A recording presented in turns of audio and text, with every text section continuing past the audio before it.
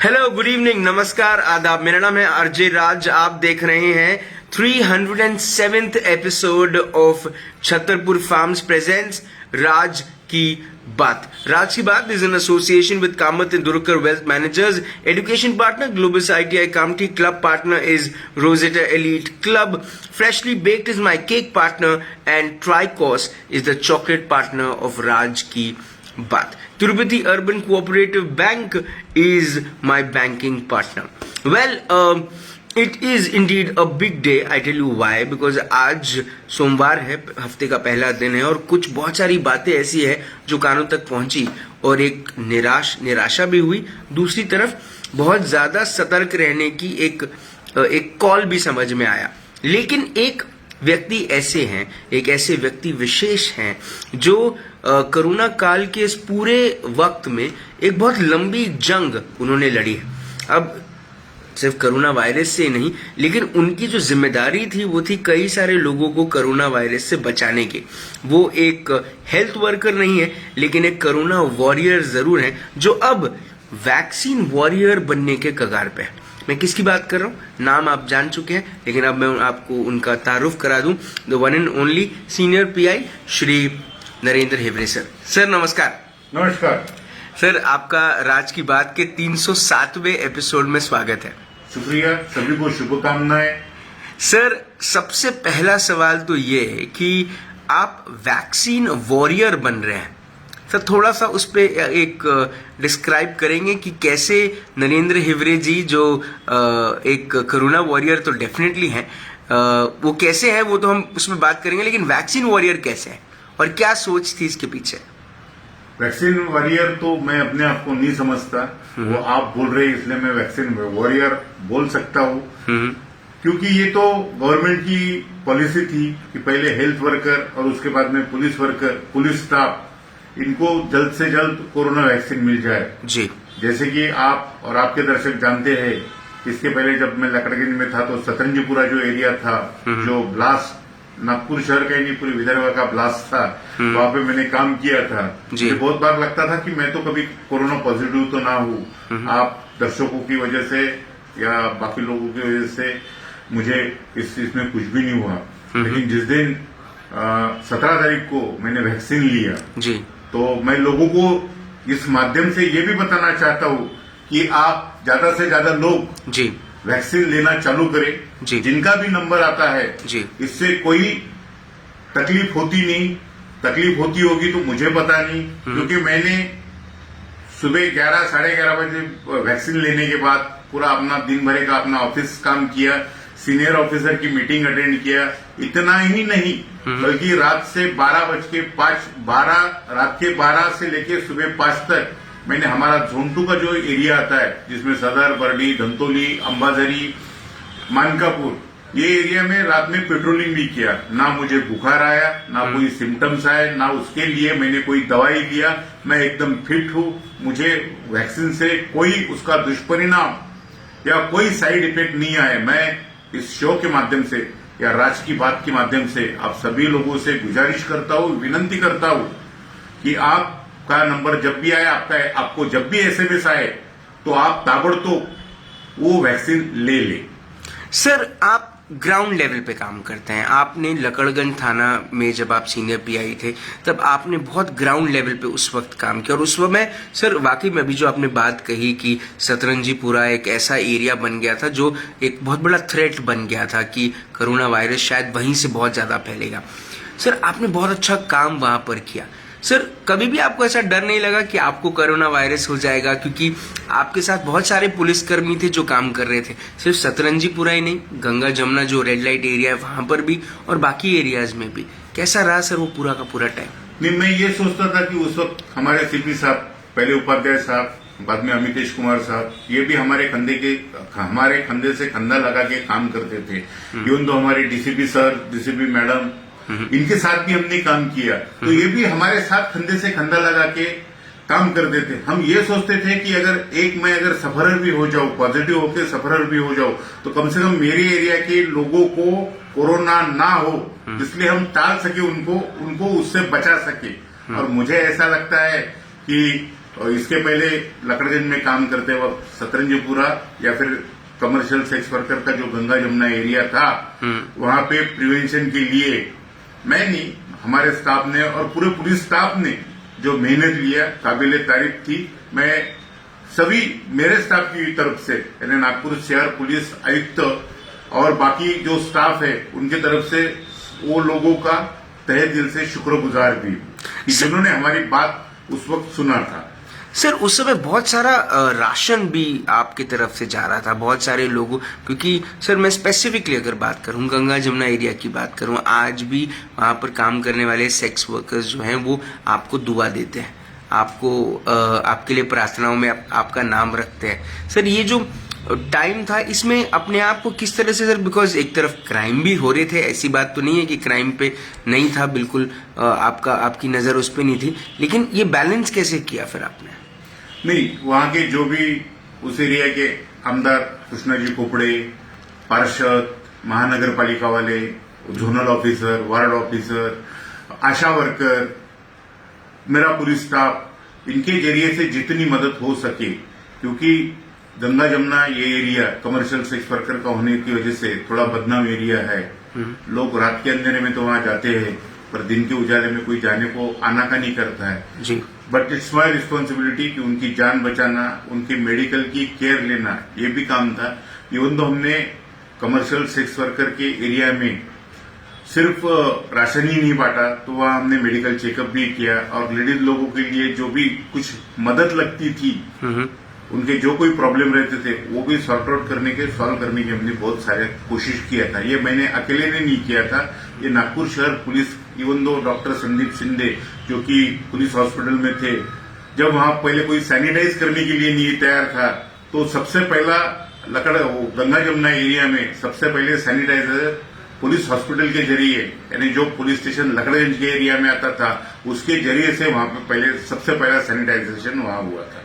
Sir अब क्योंकि काफी सारा वक्त निकल गया, अनलॉक पीरियड आया, अनलॉक पीरियड के बाद सर पुलिस विभाग में भी कई सारे ट्रांसफर्स हुए, जिसमें से एक आपका भी हुआ। आप भी सर लकड़गंज थाने से एक सीनियर पीआई अंबाझरी थाने आए। सर आपके जब आप वहां से चार्ज छोड़ रहे थे, तो जो चार्ज ले रहे थे, क्या आपने उनको कुछ ऐसी बातें बताई जो विशेष रूप से वहां पे ध्यान देने वाली थी, क्योंकि सतरंजीपुरा अभी भी लोगों की नजर में और ध्यान में है?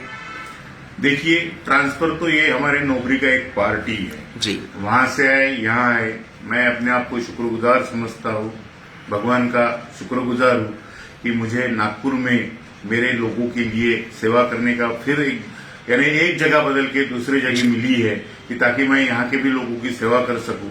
लकड़गंज छोड़ते वक्त वहां जो सीनियर पीआई श्री पराग कोटे साहब है, वो मेरे करीबी दोस्त है, उनको मैंने पूरा समझा के बताया था क्या हुआ था। और मुझे ये लगता है कि पराग कोटे साहब being a friend, being a well maintained officer या being a well educated officer, वो भी पूरी केयर जैसी मैंने लिया था वो उन्होंने दायरा चालू रखा है। इसलिए आज भी वो एरिया में प्रादुर्भाव जो है कोरोना का वो कम से कम दिखाई दे रहा है। सर वैक्सीन लेने के बाद आप कहते हैं कि ऐसे कोई भी साइड इफेक्ट्स नहीं हुए, आप बिल्कुल तंदुरुस्त हैं पहले जैसे, लेकिन सर कुछ ऐसी चीजें जो आपको ऐसा लगता है कि आपने लोगों को बतानी चाहिए when it comes to vaccine?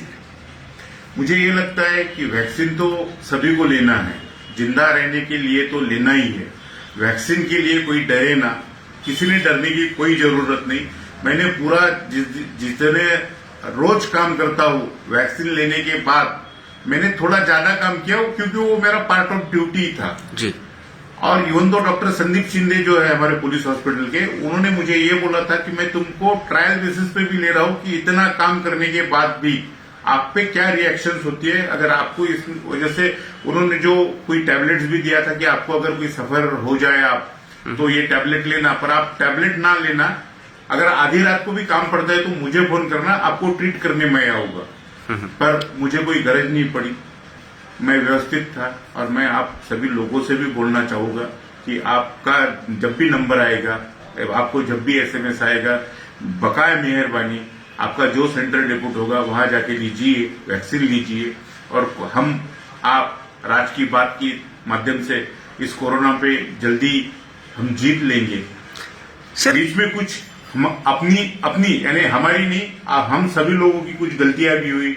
Social distance बना के रखना था, मास्क इस्तेमाल करना था, सैनिटाइजर करना था, ये हमने अभी भी नहीं किया। लेकिन मैं आज भी शुरुआत से, जैसे महाराष्ट्र के मुख्यमंत्री माननीय श्री उद्धवजी ठाकरे सर, इन्होंने पहले बोला था कि माझी कुटुंब माझी जवाबदारी, तो उस वजह से मैंने मेरे फैमिली की भी केयर लिया।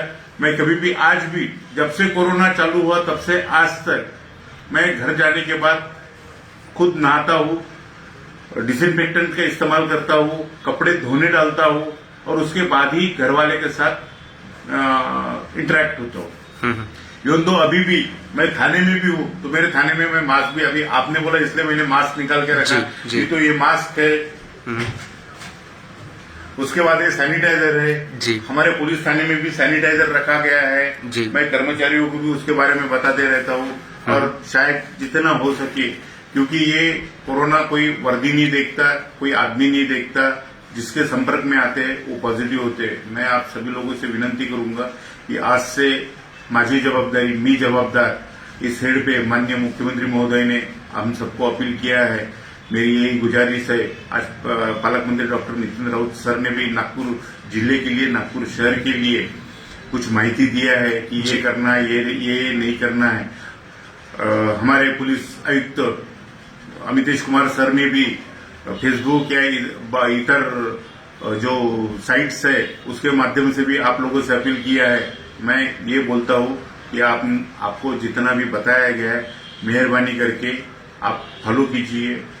कोरोना का प्रादुर्भाव किसे होगा किसे नहीं होगा ये बोल नहीं सकते। मैं बहुत स्ट्रांग हूँ या मुझे कुछ नहीं होगा ऐसा बोलने में इसमें कोई नहीं, क्योंकि मैंने इस नागपुर शहर में इतनी सारी डेथ देखा हूँ। क्योंकि मेरे जब लकड़गंज में था तब गंगाबाई घाट का एरिया भी मेरे तरफ आता था। जिस तरफ की डेड बॉडी आती थी या फिर वो कोरोना का ब्लास्ट होता था या पॉजिटिव होते थे, इतना ही नहीं, कोई कुछ मेरे थाने के भी लोग पॉजिटिव आए थे उस वक्त। तो मैं आप सब लोगों से हाथ जोड़ के विनंती करता हूँ कि आप ये समझ लीजिए कि मुझे कोरोना होने वाला है, इसलिए अपना मास्क, हैंड सैनिटाइजर और सोशल डिस्टेंस बनाए रखें। कोई काम ना हो तो बिल्कुल घर के बाहर मत निकलिए, और बाहर भी निकलते तो एक ही स्ट्रोक में पूरे काम करके ही घर जाइए। पर घर जाने के पहले मी जवाबदार, माझं कुटुंब माझी जवाबदारी, इस दोनों पंक्तियों का अपने आप में ध्यान रखिए। हम निश्चित रूप से आज नहीं कल कुछ दिनों में इस कोरोना के वार में हम पक्का जीतने वाले। राज की बात इस माध्यम से मैं आप सभी लोगों से गुजारिश करता हूं कि जितने भी गवर्नमेंट की, पुलिस की, एनएमसी की, डॉक्टर की जो सूचनाएं आप तक आती है उसका फॉलो करें। Be safe, be careful. Sir, आपने अपना वक्त दिया, आपने हमसे बात करी, उसके लिए बहुत बहुत धन्यवाद। एक आखिरी चीज जो मैं चाहता हूं आप उनसे कह दें जो रात को अब 9 बजे के बाहर, घर के बाहर बेफालतू निकलेंगे, सर उनको कुछ कहना चाहेंगे आप? बिल्कुल। देखिए, हम होटल में जाते हैं, वहाँ सोशल डिस्टेंस अगर फॉलो नहीं होता, खाना खाते वक्त अपन हाथ धोते हैं तो सैनिटाइजर निकल जाता है, खाना खाते हैं तो मास्क भी निकालना पड़ता है, ये तो बट नेचुरल है। तो मैं आपसे ये भी गुजारिश करूंगा राज की बात इस शो के माध्यम से कि इफ पॉसिबल आप बाहर ही ना निकले। इसके पहले आपने नागपुर पुलिस को, नागपुर प्रशासन को भी आपने मदद किया है। मैं फिर दोबारा विनंती करूंगा, अगर काम नहीं है तो बाहर मत निकलिए। बाकी दुकानदारों से भी गुजारिश है कि जितना टाइम दिया है आपको 9 बजे तक के बंद करने का, तो बंद कीजिए। दुकानदार लोगों ने जिनकी शॉपिंग है, शॉपिंग मॉल है या जो भी है, उन्होंने अपनी इस्टेब्लिशमेंट 9 बजे के पहले बंद कर देना चाहिए। इतनी भी गुजारिश मैं इस राज की बात के माध्यम से करता हूँ। सर, एक आखिरी सवाल फिर, वो लड़के जो रात को घूमते हैं बेफालतू, मैं उनकी बात कर रहा हूँ, उनको आप कुछ कहना चाहते हैं? बिल्कुल। सीपी सर ने जैसे कि बताया है कि जो बगैर घूमने वाले हैं उन पे भी हम निश्चित रूप से कार्रवाई करने का चालू है। आज का जैसे पहला दिन है, लोगों तक कई लोगों तक संदेश पहुंचा है, कई लोगों तक पहुंचा नहीं। इसके लिए हम हमारे हर पुलिस थाने में जो 3-3, 4-4 व्हीकल्स है उस पर पब्लिक एड्रेस सिस्टम लगी है, उस पे से अनाउंस करना चालू है कि आज से ये नियम लागू हुए हैं। तो लोगों को हम जन जागृति भी कर रहे हैं, लोगों से इंटरेक्ट भी कर रहे हैं। आज दिन में हमने बहुत सारे दुकानदारों से भी चर्चा किया, होटल वाले लोगों से भी बात किया कि ये हमारा या आपका काम नहीं है, ये अपने पूरे देश का काम है। हम सुरक्षित तो देश सुरक्षित। सर, आपने अपना वक्त दिया, आपने हमसे बात करी, उसके लिए बहुत बहुत धन्यवाद। आप ऐसे ही सुरक्षित रहें, ऐसे ही स्वच्छ रहें और ऐसे ही हमारे लिए कोरोना वॉरियर तो आप हैं ही, आप वैक्सीन वॉरियर बनकर जो उभरे हैं उससे हमें बहुत इंस्पिरेशन मिली। सर, आपने अपना वक्त दिया, उसके लिए बहुत बहुत धन्यवाद। Thank you. आज नरेंद्र हेवरे सर ने जो बात हमको समझाई है, मुझे ऐसा लगता है ये समझना बहुत जरूरी है। पहले तो ये कि जितने भी कानून, जितने भी नियम बनाए गए हैं इस वापस से कोरोना के अनलॉक होने के बावजूद भी वापस से जो कोरोना बढ़ा है हमारे शहर में, नंबर्स बढ़े, उनको प्रिवेंट करने के लिए, वो नंबर्स को कम करने के लिए, वो नंबर्स को कंट्रोल में करने के लिए जो प्रशासन ने जो नियम बनाए हैं उन नियम को सब फॉलो करें। जो फॉलो नहीं करेंगे उन पे पुलिस सख्त कार्रवाई करेगी। कार्रवाई ना हो, बस आप ये ध्यान रखें और अपना सबसे ज्यादा ध्यान रखें। मास्क पहने, सैनिटाइजेशन करें और अपने घर से, अपने परिवार से कोरोना को दूर करें। कल शाम को 5 बजे होगी मुलाकात इन राज की बात। तब तक आप अपना ध्यान रखें, सुरक्षित रहें, स्वच्छ रहें, स्वस्थ रहें, मस्त रहें, खुश रहें। 9 बजे के पहले घर में घुस जाएं और जिंदा रहें। जय हिंद।